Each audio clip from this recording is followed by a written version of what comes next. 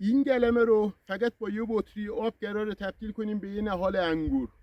توی مناطق کم آب همیشه تکثیر انگور بره بشه گلمه جیری درد سرسازه. انگور هم تا ریشه بده از قسمت پایینی آب میخواد. گلمه انگور در هفته اول خیلی حساسه و اگه آب کافی در دسترس نداشته باشه هیچ امیدی به ریشه دادن و رشد این گلمه نیست و به طور کامل از بین میره و خشک میشه.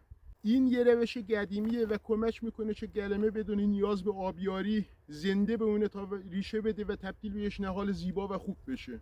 قدیما باغدارا با یه روش ساده گلمه رو تا ریشه دادن و زمان آبیاری زنده نگه می‌داشتن داخل باغ.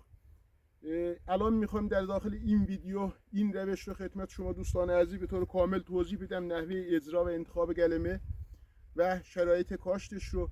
لطفاً ویدیو رو تا آخر تماشا کنید و اگه احساس کردید که براتون مفید بود و از این نوع محتوا ویدیو خوشتون اومد لطفاً دکمه سابسکرایب با یک لایک از ما حمایت کنید.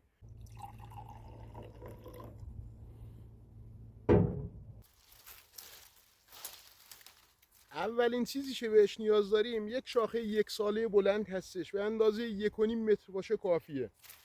شاخه رو از جایی که در فصل هرس برای درخت مشکل ساز نباشه در میاریم. بعد این که شاخه رو در آوردیم شاخه رو کاملا تمیز میکنیم.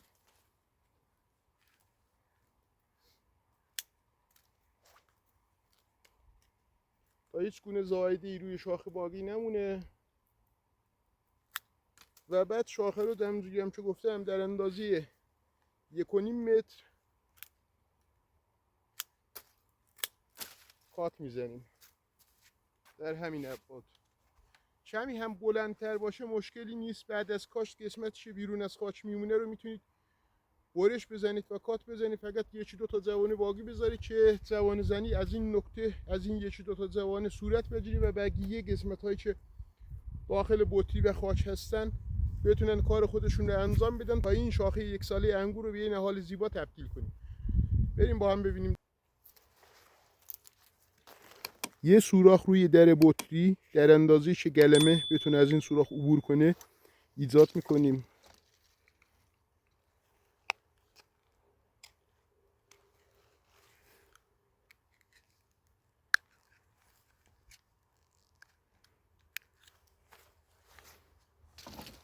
در همین اندازه اطراف بخش انتهایی گلمه قسمت های اضافی رو حذف میکنیم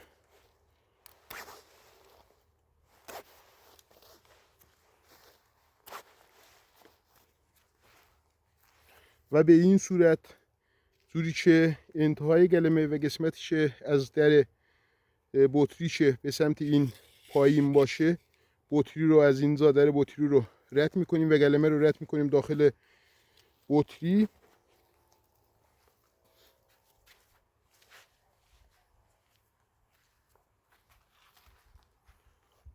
تا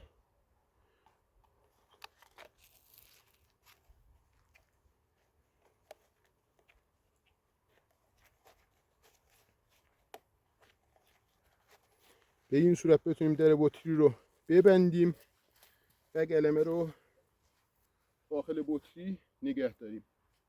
به این صورت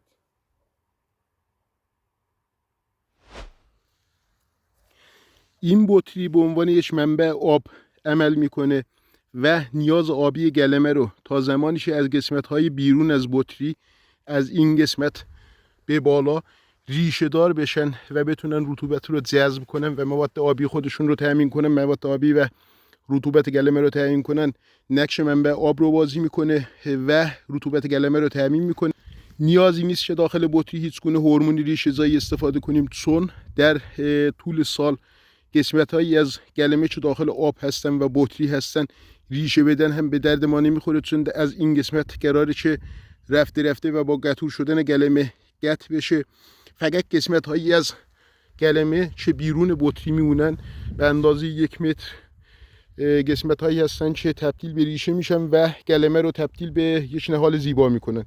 بریم با هم نحوه کاشت و اجرای این نوع گلمه جیری رو داشته باشیم. سالی که برای این گلمه نیاز هستش یه چند فرق داره با سالهای معمولی. چون قرار یک طرف ساله عمیق باشه و قسمتی از ساله زیاد عمیق نباشه.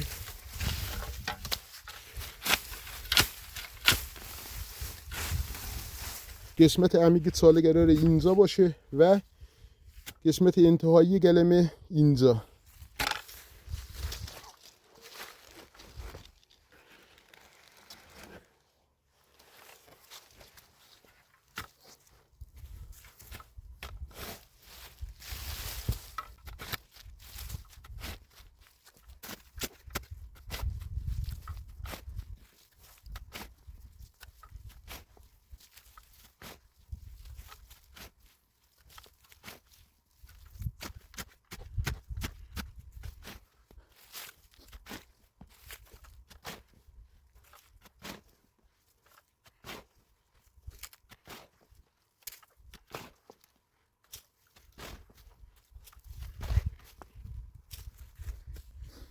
الان ساله رو حفر کردیم، فقط قسمتی از ساله که قرار بطری داخل اون ساله قرار بگیره رو کمی عمیق‌تر حفر می‌کنیم.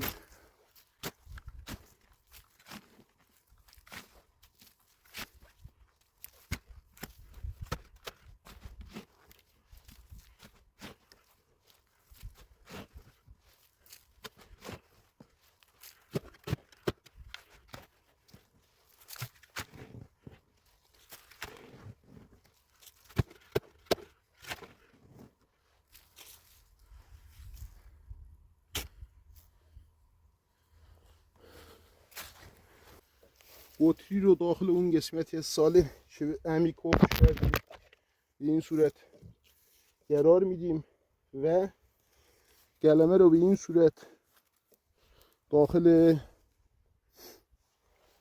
ساله بخش‌های بالایی ساله قرار میدیم.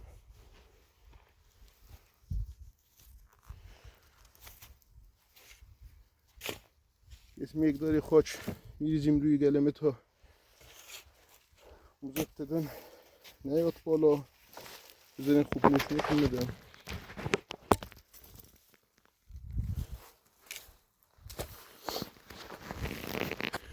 بطری رو داخل قسمتی از سالش عمیق حفر کرده بودیم قرار دادیم و بقیه گلمه رو به این صورت آوردیم و از داخل ساله خارج کردیم و قرار از اینجا کات بزنیم تا 2 زبانه 3 زبانه بیرون از خاک باقی بمونه. زبانه زنی کنیم و قسمت هایی که داخل آب هستن، خاک هستن، دقیقاً قسمت هایی که قرار ریشه دار بشه از این قسمت تا اینجا قرار به ما ریشه بده و این بطری آب هم قرار نیاز آبی گلمه رو تا وقتی که ریشه زایی از این قسمت ها صورت میگیره و گلمه میتونه نیاز آبی خودش رو برطرف کنه، این بطری آب نیاز آبی گلمه رو تامین کنه. حالا هم بطری و هم قسمت هایی از گلمه که قرار زیر خاک بمونه رو خاک میکنیم. بعد از این صبر میکنیم تا قسمت هایی از گلمه که در این نقطه قرار دارن ریشه بدن. این فرایند معمولا بین 1 ماه طول میکشه، بسته به شرایط آب و هوایی و دمای منطقه و خاک داره. معمولا بین 1 ماه تا 20 روز طول میکشه تا قسمت های پایینی گلمه ریشه بدن و گلمه آماده جوانه زدن شد بشه.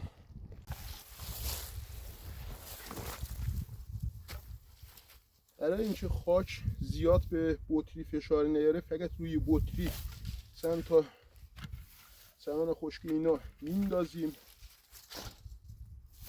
آروم خاک رو روی بطری میریزیم تا آبی که داخل بطری هستش خارج نشه. این صورت بعد این بقیه گلمه رو روی گلمه رو خاک میپوشیم. سعی کنید برای قسمت های بالایی که روی گلمه میاد از خاک استفاده کنید که از سطح موقع حفر ساله از سطح برداشتیم.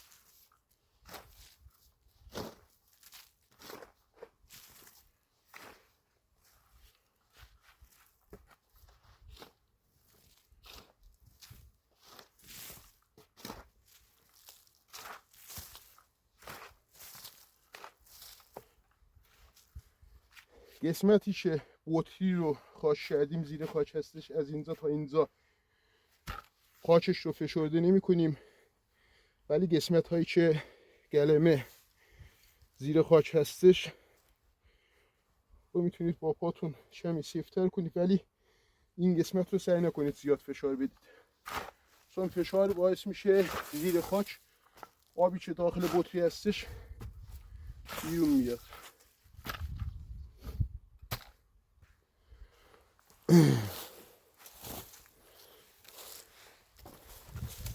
قسمت هایی از گلمه هم که بیرون از خاک مونده در دو بند به صورت اوریب کات میزنیم.